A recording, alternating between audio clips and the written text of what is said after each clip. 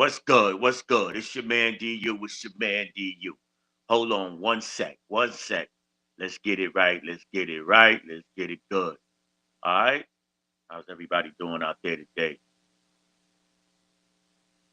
Gotta make sure it's right. Oh yeah. Know what we're gonna talk about today? Little Mongo talk.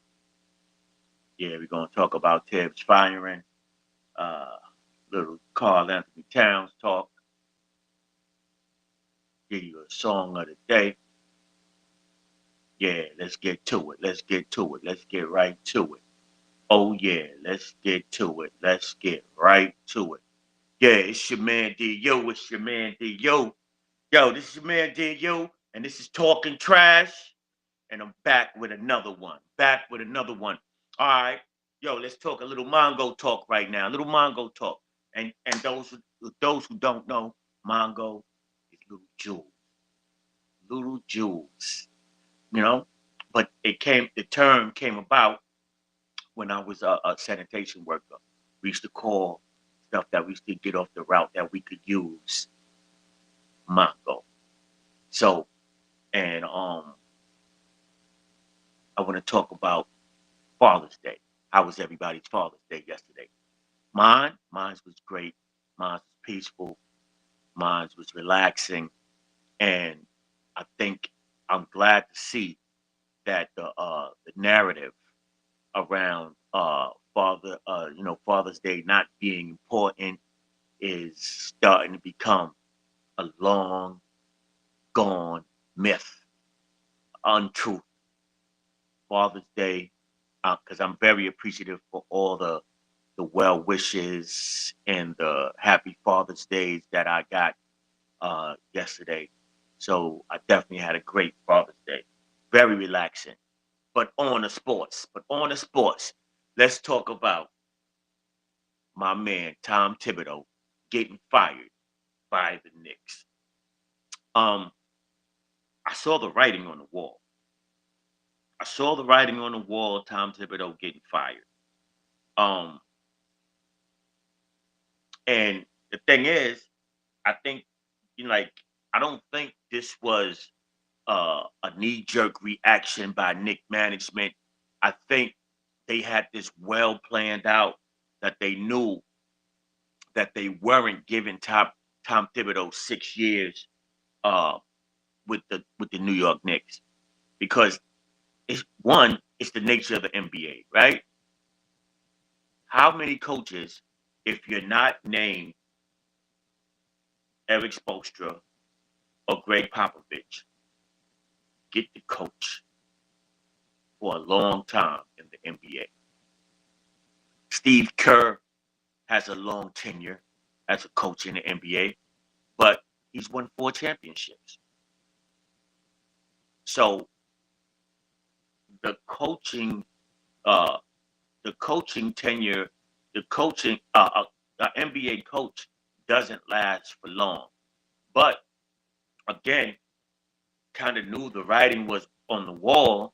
His buddy, Tom Thibodeau's buddy, Leon Rose, gave him a parting gift. They gave Tom Thibodeau a $30 million extension. So Tibbs gets to leave, got fired, but the Knicks is still in a hole for him with him for $30 million. They still got to pay Tom Thibodeau $30 million. So when the Knicks, you know, uh, when people say, "Oh, the Knicks don't have a plan," I think the Knicks got a plan. The the Knicks plan to fire Tom Thibodeau, especially if he didn't get this team to the finals. When they constructed this team, they expected this team to be in the finals. But then during the course of the season, it didn't look like a finals team. So now you get into the playoffs, you beat the champions, which is the Boston Celtics. People want to say, "Oh, Jason Tatum went down." That game was already won when Jason Tatum went down. The Knicks were going to beat the Boston Celtics, hook or crook. So now you beat the Boston Celtics and you're matched up against the Pacers, who the Pacers over the years have always had our number. Last year, the Knicks, everybody felt the Knicks lost to the Pacers because the Pacers, lost to the Pacers because the Knicks were injured. So the expectation was, hey, they're taking the Pacers out, and the Knicks are going to the NBA Finals against the Oklahoma City Thunder. Once the Knicks didn't beat the Pacers, management was like, okay, we gave you $30 million. We knew we were going to fire you. You're out. You're gone. And the writing was on the wall. Tom Thibodeau had all year to develop his bench. Giving Campaign, guys like Campaign, who's supposed to be the mainstay of his bench, the strength of his bench, Campaign, Precious Achua, giving them DMPs at certain times during the season, which shouldn't have happened. So now you giving these guys who's supposed to be the strength of your bench DMPs. Then you turn around, you don't develop Kolick. You don't develop Dadier. You don't develop Huck Porty. Huck Porty didn't really get to start playing until James Dolan came in the locker room and said, yo, you know what? I like the energy you bring. Boom, instantly. Huck Porty started getting burned. Then you get to the playoffs, Thibodeau decides to start playing his bench.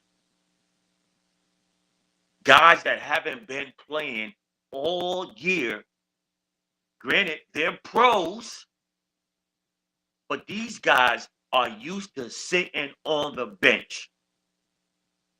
And you only playing Deuce. Or you only playing Mitch Robinson.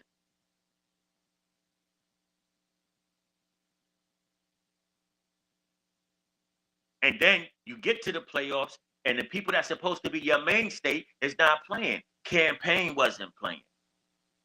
Precious Achua wasn't playing. Getting not spot minutes. Precious Achua got spot seconds because Indiana went to Hackamich.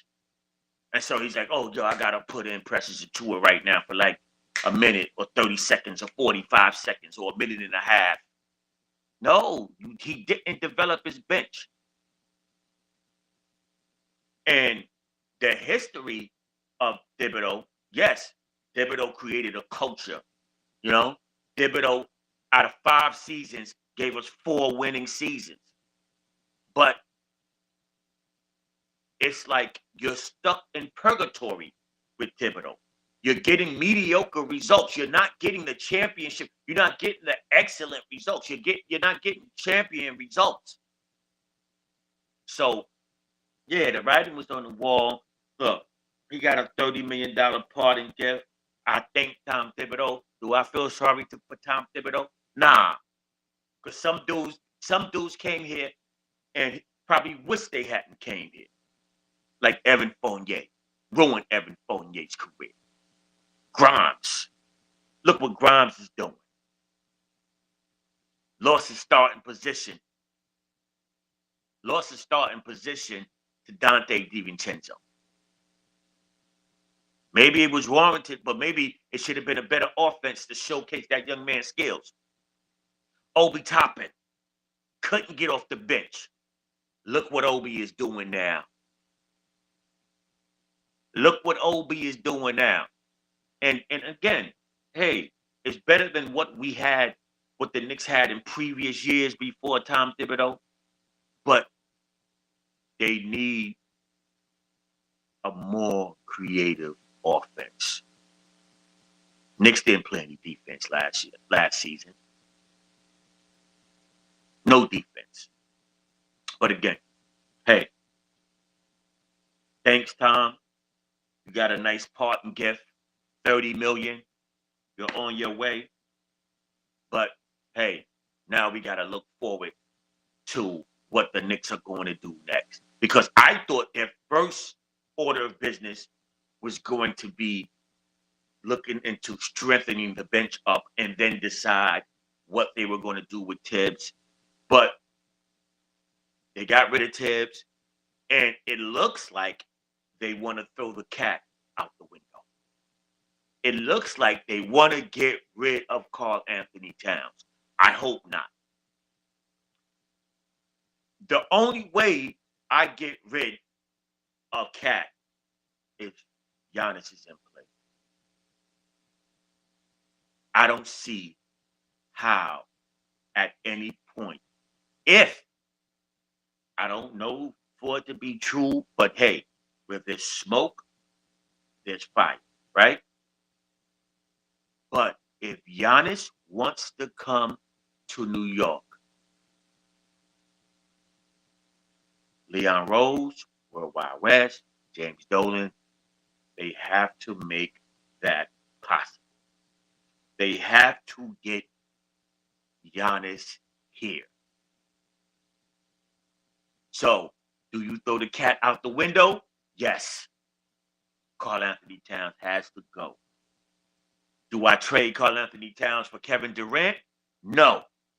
But I'm hearing reports that the Heat are the front runners. The Knicks have dropped out of that race, which I'm glad to hear because let's face it, Kevin Durant, the talent that he is, he's 37. He's 37. And he's not LeBron. And I'm talking from a physical standpoint. And LeBron is starting to break down as we go along. You can tell LeBron is starting to break down. But Kevin Durant is not LeBron. I don't see him giving the Knicks 3 years, 2 maybe. But I don't even see him on the Knicks team. But the only way you throw the cat out the window is if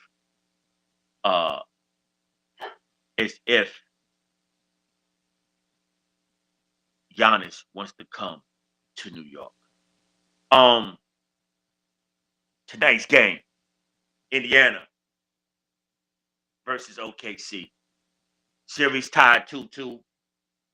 I'm definitely looking forward to tonight's game. I felt like Indiana should have won the last game. They could have been up 3-1 and won the first NBA championship in Indiana Pacers history. They had all the old Indiana Pacers at the last game. Mark Jackson, Reggie Miller, Dale Davis, I think. Rick Smits, all the old Indiana Pacers, man, name them. They were there. But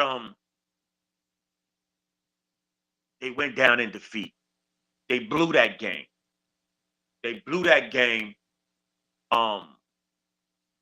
In the last 2 minutes and 45 seconds, right? Blew it in the last 2 minutes and 45 seconds. I wasn't expecting OKC to pull that out. I thought OKC was going to win. I'm sorry. I thought the Indiana Pacers was going to win. But here we go. OKC pulled it out.